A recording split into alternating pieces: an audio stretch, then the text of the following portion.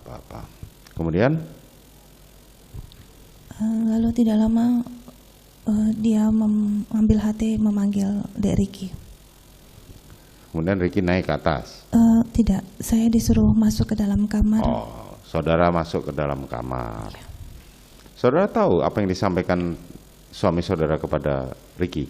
Tidak tahu karena saya di dalam kamar. Kemudian Ricky turun dan memanggil Richard.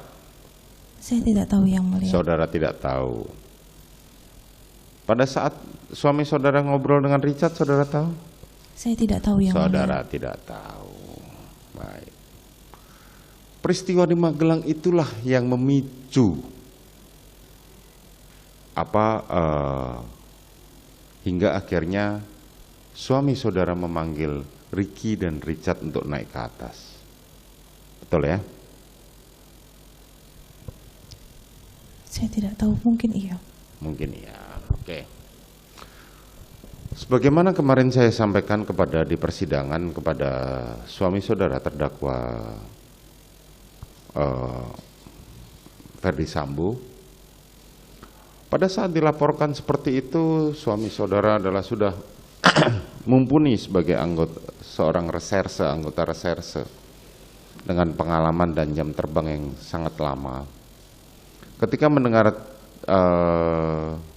cerita saudara, kami mempertanyakan kenapa tidak dibawa untuk visum dan kenapa tidak diadakan itu, karena ada banyak hal yang dipertanyakan. Selama di persidangan ini, peristiwa di Magelang, kejadian di Magelang hanya diterangkan oleh kesaksian saudara dan suami saudara saja. Dari keterangan saksi-saksi seperti Susi, Richard, maupun Ricky, maupun Kuat, tidak ada yang tahu mengenai peristiwa Magelang itu. Sehingga kami mempertanyakan, kenapa saudara ke suami saudara, kenapa saudara tidak membawa istri saudara ke rumah sakit? Saudara mengatakan bahwa itu istri saudara adalah cinta pertama, yang bahkan dimulai dari SMP. Kenapa tidak dibawa? Dia mengatakan itu kesalahan saya. Dan memang saudara memang tidak melakukan visum, betul? Saya tidak melakukan visum. Saudara juga tidak melakukan, bahkan sesudahnya, setelah peristiwa penembakan itu, saudara pernah melakukan visum atau melakukan pergi ke dokter? Untuk visum maksudnya yang mulia? Bukan, begini, mohon maaf, ketika terjadi pemerkosaan banyak kejadian, itu adalah yang paling ditakutkan adalah yang pertama adalah PMS. Saudara kan tadi dokter, berkaitan dengan itu tadi saya tanya sama saudara, berapa lama saudara sudah meninggalkan kedokteran gigi? Saudara mengatakan setelah menikah saya sudah tidak pernah lagi bekerja. Kan dari jawaban saudara seperti itu. Artinya cukup rentang lama, tetapi dari persidangan yang sebelumnya juga kami menyatakan saudara, di keluarga saudara ini protokol kesehatannya sangat tinggi. Bahkan datang harus swab PCR segala macam. Sehingga kami melihat bahwa saudara mempunyai standar protokol kesehatan yang sangat tinggi, tapi berkebalikan dengan peristiwa di Magelang itu. Kenapa saudara tidak pernah pergi ke dokter atau paling tidak memeriksakan diri? Yang mulia, sebenarnya setelah kejadian, saya itu hanya bisa diam dan tidak bisa berkata apa-apa. Karena saya bingung dan saya malu dengan apa yang terjadi pada saya.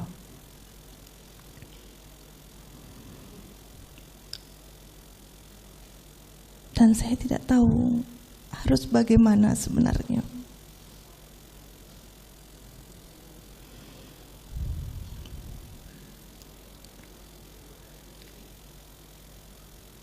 Waktu itu pun ada psikolog, tapi saya juga tidak berani untuk menceritakannya. Karena bagi saya ini adalah aib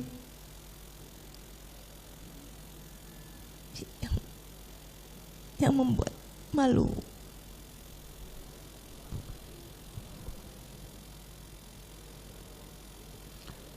Suami saudara ketika didengarkan kemarin di kesaksiannya Sugeng Putut, dikatakan bahwa peristiwa di Magelang itu ilusi demi menutupi supaya itu tidak diungkit-ungkit ketika skenario pertama berjalan. Nah, pada akhirnya sampai di persidangan ini peristiwa Magelang pun akhirnya benar-benar menjadi satu ilusi sebagaimana disampaikan oleh suami saudara. Makanya kami menanyakan itu. Bisa saudara terangkan? Yang mulia, sebagai korban kekerasan seksual, tidaklah mudah untuk menyampaikan, bahkan kepada suami saya sendiri saja. Saya sebenarnya malu karena saya tidak tahu apakah bila saya mengutarakan peristiwa tersebut, suami saya akan mencintai saya dan mau menerima saya kembali.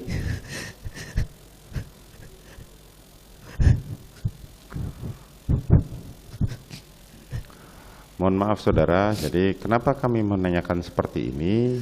Karena sumber peristiwa Magelang inilah yang memicu terjadinya peristiwa penembakan di Duren 3. Maka kami mencoba bertanya, kalau saudara tidak mau berkeberatan untuk menjawab, tidak ada masalah.